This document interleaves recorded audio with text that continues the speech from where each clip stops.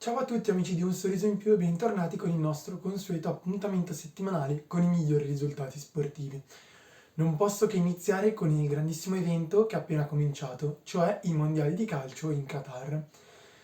C'è stata una cerimonia di apertura degna delle Olimpiadi, con grandi spettacoli pirotecnici e anche una bellissima presentazione delle varie squadre, con l'intervento anche di un grande attore come Morgan Freeman. Poi si è passato però al campo da gioco, che è quello che ci interessa di più. La partita inaugurale è stata a Qatar-Ecuador, in cui i padroni di casa asiatici sono stati abbastanza annichiliti dagli equadoregni.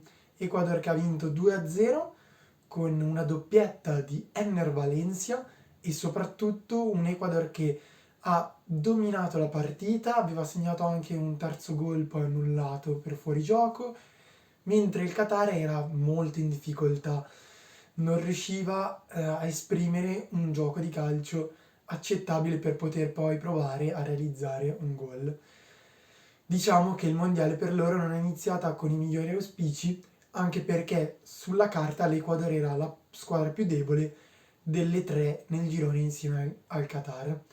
Infatti l'altra partita del girone A è Senegal-Olanda, una partita che l'Olanda ha vinto 2-0, un risultato abbastanza bugiardo perché fino all'80° la partita era bloccata su uno 0-0 fino a che un piccolo errore in uscita del portiere senegalese Mendy, tra l'altro titolare al Chelsea, ha spianato la strada al gol dell'1-0 di testa di Gakpo, un giovane attaccante olandese che si sta mettendo in luce nel suo campionato d'appartenenza.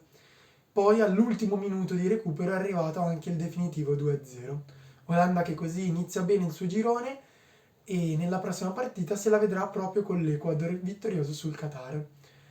Si sono già giocate anche le partite del girone B, in cui un'Inghilterra straripante ha avuto ragione per 6-2 dell'Iran, una partita che sembrava un po' bloccata per gli inglesi, complice anche un infortunio al portiere dell'Iran che aveva fermato il gioco per ben 10 minuti. Il portiere sta bene, aveva preso solo un colpo alla testa che però l'ha costretto ad uscire dal campo. Quindi il gioco era un po' spezzettato, l'Inghilterra era in difficoltà, ma nel momento in cui si è sbloccata è stata una fucina di gol, chiudendo addirittura il primo tempo sul 3-0.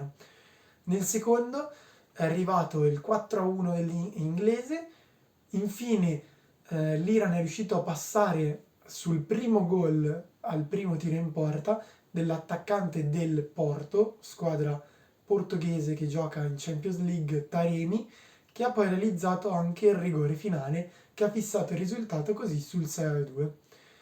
L'ultima partita giocata finora è stata Stati Uniti-Galles, una partita in cui gli americani hanno dominato tutto il primo tempo, concretizzata anche con un bellissimo gol di Timothy Weah Jr., il figlio della grande leggenda liberiana del Milan, che negli anni 90 ha vinto anche un pallone d'oro.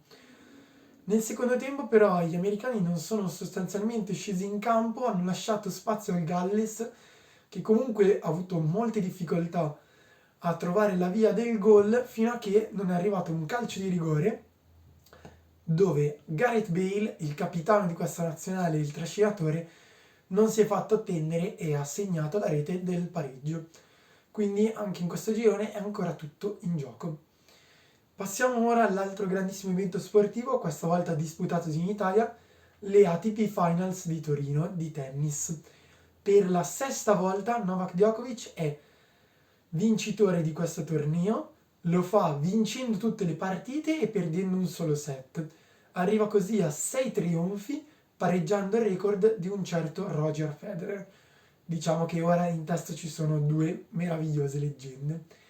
In finale Novak ha avuto ragione di Casper Ruud per 2-7-0 in una partita in cui fondamentalmente non c'è stata storia perché il gioco del norvegese mal si adatta a quello del serbo, che però dimostra di avere ancora più talento e più classe di tutti nel circuito finora.